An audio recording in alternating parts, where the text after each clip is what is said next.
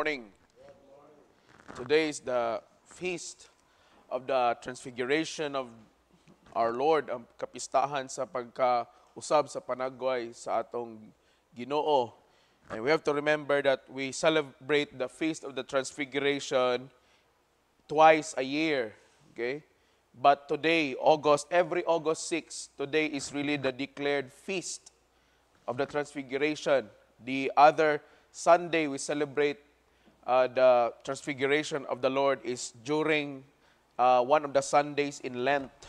So mao na nga ayaw mo katingala nga nahuman naman ta nagselebrar dato miagi no sa nini nga kapistahan, but kining August 6 mao gid ni siya ang declared nga feast day niini. That is why we have the complete readings for our mass karon nga kabuntagon. You know, in the gospel, Jesus together with Peter, James, and John went to the mountain when he was there already, where there he was transfigured before them. But why did Jesus go to the mountain? Was he called by God to go to the mountain? Ngano man nga sa kadaghan nga mga lugar, no, sa kalibutan, ngano man nga kinahanglan man sila nitungas og bukid. Ang pangutana, gitawag ba si Jesus nga mutungas sila sa bukid?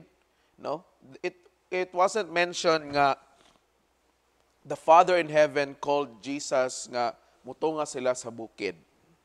No? It was the very word of Jesus alone nga iyang gidala si Pedro, si Santiago ug si Juan nga mutungas sila sa bukid. But why is it? Okay? Basin siguro na ay tawag mismo sa amahan, no? Nga mutungas sila. But we can further assure nga whether it was mentioned in the Bible or not, kung giignan bagid si Jesus sa iyang amahan nga mutungas sila sa bukid, nasayod kita nga Jesus can clearly hear His Father in heaven. Tungod kay siya man ang anak sa langit ng amahan. Mauna nga tataw og madungog ginya pagklaro og dili siya malibog nga mao kini ang sugo sa iyahang amahan, no, nga mosaka sila or mutunga sila sa bukid. In the transfiguration of Jesus, we are made aware of the reality of heaven, the reality of heavenly life, and the reality of God's existence. Pinaagi niini nga panghitabo, no, kini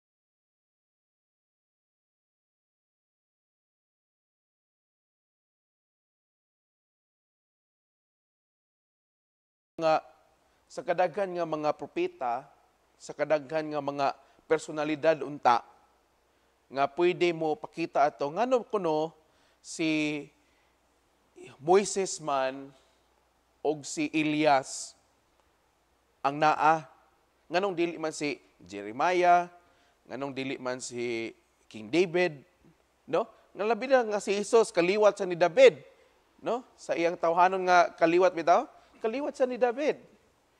Ngano kunong si Moises ug si Elias, okay? Mao ni siya, ambot pasabot niya na. Tungod kay si Moses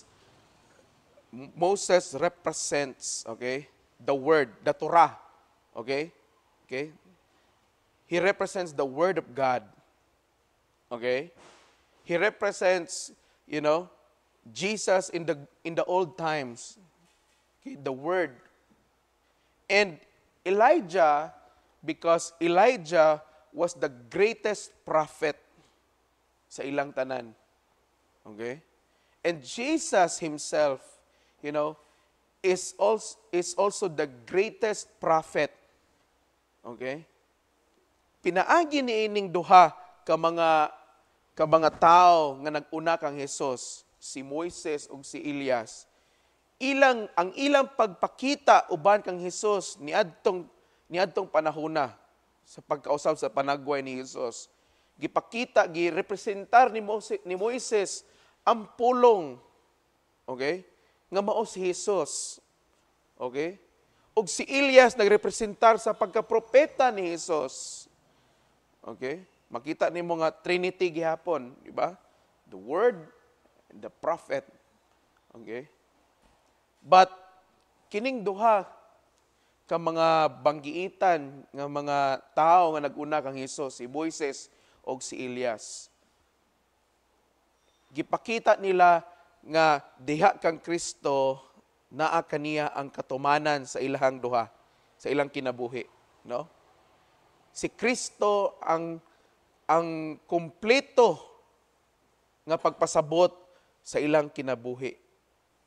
That is why this transfiguration of Jesus is really an important event sa Kristohanong kinabuhi. Kaya this is the first time nga atong mabasa or makita nga si Moises nga dugay ng patay ug si Elias po nga dugay ng patay, no? Nakita usab nila. And Peter, James and John were amazed tungod niini. Natingala sila pag-ayo sa ilang nakita tungod kay never nila na-meet ning duha. Nailan lang nila si Moises o si Elijah, pinaagi sa ilang pagtuon. No? Kay mga Hudyo man sila. Okay? Pinaagi sa ilang pagtuon, diha sa ilang pagdako nila. No? And now nga nakita nila, that's why niingon si Pedro nga, Lord, maayo man din eh. Magtukod tag kuan. Magtukod tag tulok halaran. Isa imo, isa kang Elijah, isa kang Moses, no? Life in this world is not easy. It is full of trials and sacrifices. Nevertheless, we should not allow these sacrifices, trials, hardships to distract us from reaching our ultimate goal, which is to be with God in heaven someday. Ang atong kinabuhi sa kalibutan, dili sayon, daghan nga mga sakripisyo nga angay natong buhaton, daghan nga mga pagsulay nga atong atubangon, pero taliwala ni ana, dili na to itugot nga kini nga mga pagsakripisyo, mga pagsulay, mga kalisod, mag-distract kanato nga ang atong paingnan gyud o ang atong tinguhaon mao ang langit. Amen? Dapat kitang mga Kristohanon, heaven should be our ultimate goal. Dagan kay mga Kristohanon karon nga tinuod, Kristohanon sa ngalan, pero ang tinguha dili langit. Ang tinguha dili ras kalibutan. Mauna nga mga matay, no?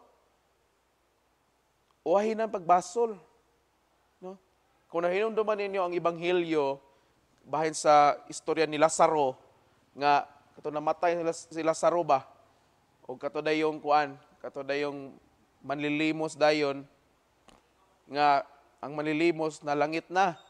Si Lazaro nga dato na impierno. No, di ba? Nakita niya nga kung sa kapait ang impierno mo nang nanghangyo pagit siya nga, Lord, pwede ba mutabok sa ko, Lord, speakas. Kay ako tong warningan to akong mga igsoon nga lisod man na diri. No? Usay kitang mga Kristohanon, no? Kristohanon naman ang tata. Pero ngano man nga lahi pa man gihapon ang atong tinguhaon. Imbis nga sa langit ta paingon ni pasiurok na may noon tanoon. Ito naman ganahan man dito sa ubos gitag paingon. No? Nga nasayod man ta nga ang impierno wag ginay maayong kaugmaon nga dala sa ato.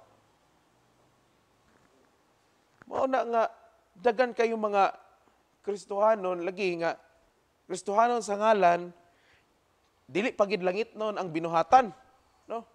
Unya di pagid langit ang tinguha, no? Hala magpatuyang, magpakasala, no? Kay unsay una-una nato, aya ra ko magtinarong kanang hapit na ko mamatay. Labing mamatay kag kalit. No? Wa ka nagtinarong. Malagi na, dagan bitaw mangutana ana nako, Father. Dabi Father og kanang namatay ko Father. Example, naligsan ko Father, unya wa ko nakapangumpisal. Asa ko mo paingon Father? Asa ko mo paingon? Kung ako lay pabuton, impyerno ka paingon. Kung ako'y pabuton ba? Kung ako'y magbuot, asa ka paingon? Kung ako pa lang ang kumbaga kung ako'y traffic aid, kung kinsay padulong sa langit o sa impyerno, dito ta kay papaingon sa impyerno. Kaya nga naman, imo man ang sa nganong wa ka nagtinarong, wa ka naghinulsol, so pa ka namatay. No? Pero di man ko kabuot, ang Ginoo may magbuot, no? Pero mga igsuon, bisan pa og ang Ginoo magbuot, pero klaro na kay giingon sa iyang pulong, no? Nga kinahanglan gyud nga ang atong kinabuhi tarungon gid nato. Kung dako ang atong kung gusto ta nga mo adto tag langit, no? Wala gina. Gusto ta mo atog langit, pero dili langit nang pagkinabuhi ang atong gi-practice diri sa kalibutan. Una-una ang mga igsoon nga ang atong pagkinabuhi karon, practice na ni siya. Nagpractice na tadaan ba unsaon pagpuyo og langit ng pagkinabuhi. Dili ni siya ingon nga kanang trial and error nga mura bag testingan pa nato nga basig kani pang-impyernohay ni sa bagha ni. Dili, no? Panglangitay ning ato sa matud pa sa atong obispo, no? Tanan natong mga isulti, tanan natong lihok, dapat panglangitay na. No? Tinuod man, masipyat man gyapon ta. Kay tungod kay niya pa man ta niini kalibutan, di pa man hingpit ang atong kaluwasan, no? Pero gitawag gyapon kita nga magpuyo kita og kinabuhing balaan. Nganong gitawag mata magpuyo kinabuhing balaan? Kay dito sa langit, balaan man ang pagkinabuhi dito. Mabitaw nga diri pa lang sa kalibutan, manduan na kita nga atong sundugon ang buhat ni Jesus, no? Particularly sa Eucharistia. Kay sa langit, mao ni ang langit nun nga kumbira. Muna itong himuon dito. Mangalawat. No? Dili lang ingon mangalawat nga manglinya tatanan dito unya pakalawaton tan ni Jesus, dili. Manglingkod ta dito sa dakong lamisa kauban si Jesus. Siya ang nagpasiugda sa bangkite. Imagine, nagbangkite dito unya tuara kas gawas nagtanaw-tanaw. Mura kag katong kuan. Katong nagatang-atang lagi sa mumho. No? Katulad yung giingon pa ni Bishop Romidion sa una, no, sa retreat nato sa Cebu. May na itong pared-pared dito, ikaw, tingpamakpak rin ka dito sa nagpared. No?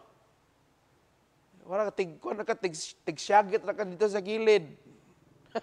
Kung di mga tigsyagit, tighilak na lang, kaya nga nung naara ka sa gilid, wag ka na-apil sa pared. No, pared sa mga santos, ikaw, sa gilid. Ana-ana ka dito. Luoy ka kayo. Di ba? Magyapon, mangaon ta dito sa langit. Dako kayong lamisa dito. Unya, okay, apil. Tag-ata na lakas mummo sa ustiya dito. Sanay mahulog mummo diri. Di ba? Luoy kayo. Kaya nga naman, mata ma-practice daan sa kinabuhing pagkabalaan. No? Timan nga balaan nga lugar atong gusto sudlan. Mao na nga diri pa lang magpuyo na tang balaan. No? Dili magpabalaan-balaan. No? Dili huli-huli, no? Dapat huli gyud. Dili huli-huli. No? Dili pud miingon nga murag huli, no? Dapat holy, balaan ang kinabuhi. Okay? The trials that we are presently facing and we would be facing in the future are tests of our holiness towards God. If we would be able to pass all these things, then surely there would be a reward for us, which is everlasting life in heaven with God someday. Mao na mga igsoon nga, in this feast of the transfiguration of our Lord, dili ato kalimtan nga magpuyo nga balaan. Let us remember, dili man kinahanglan pa nga mo apil po tag experience po nga munaog pa otrong Ginoo niya ubanon taniyang tanan mo ato tag bukid magpakita na po si Elias og si Moises otro, aron nga magkinabuhi tang balaan. Gisugo na ta sa Ginoo nga magkinabuhi tang balaan, magkinabuhi tang panglangitay na, mabitaw subo ginang mga Kristohanon nga mintras buhi pa di manumbaling sa Kristohanong kinabuhi, pero pag mamatay na aya pa dayon manumbaling sa Kristohanong kinabuhi, magpamisa sa patay, magpa-blessing sa patay, magpasantalana, labo na itong buhi pa may kay likay-likay sa simbahan, labay-labay ra de permis gawas babay-babay ra na itong tarpaulin na to, CCR, babay. Di manumbaling, muadto ang pare o randikon silang balay, magtago-tago, imbitaron mag-Bible study, di mo tungha. Pag mamatay na, tuan na ang pamilya, naginahinay, nagkamang dito sa pare o sa dikon. Dikon, Father, pwede na mo paampuan, namong kuan. Pag namatay na, Father, pwede na mo ipa-appeal sa eternal repose. Tanawa. Haya pa manumbaling. Ako, balag mga suko mo na ako. Tinuod. Say, ingana ang ato ang pagtanaw ba? Abi, gisayon-sayon lang nato. Pero, although simbahan man ta, dili man ta mo balibad ni ana. Dili ta mo balibad ni noon ni ana. Kaya wala man tayo katungod mo balibad ni ana. Pero ang ato ba, pahimangno, nga hulatan pa di ay nato, nga mga matay ta, ahya pa ta maghinay-hinay manumbaling sa Ginoo, na ikaw nga kalagwa ka na may mahimo. Wala kayo mahimo. Ang imo na lang mahimo, magagos-gakos na lang ang imo mga gibiyaan nimo nga kapamilya nimo. Wala na. Patay naman ka. Muna nga, kita nga mga Kristohano, labi nang kita nga nagmature diya sa Kristohanong pagkinabuhi. Dapat kita ang mag-una, magpakita sa ehemplo. Manang ginadasig ginato ang mga pamilya, panaginin mga membros pamilya sa simbahan, mga amahan, pag kamoy manguna, mga inahan, suportahin ninyo ang inyong bana, inyong amahan sa pagdasig sa pamilya. Panahon sa Bible study, usay, ang amahan rin ang mga anak, tos balay, nagtulog-tulog, nagdahigda. Wa man gali ka suporta-suporta. Mga anak po, hindi ba mo pagsuporta sa inyong amahan? Suporta sa inyong inahan, panahon sa Bible study. Nalabog pangaligo, bitaw, abtik kay mo. Uban-uban na yun, bisag way ministry, alag uban. Nalabog Bible study, di mo uban. Mana diya. Sakit gid ang kamatuoran. Wala maigsoon nga dili nato nga naon pagtagad ang ato ang Kristohanong kinabuhi kay ang atong Kristohanong kinabuhi gibayran bi ani. Mahal bini kaayo. Muingon ra ba day ng uban ani nga gibayran sa 10%. Asa gibayran sa 10%? Ang bayad sa atong Kristohanong kinabuhi mao ang kinabuhi ni Hesus. Nga iyang giula dito sa cross.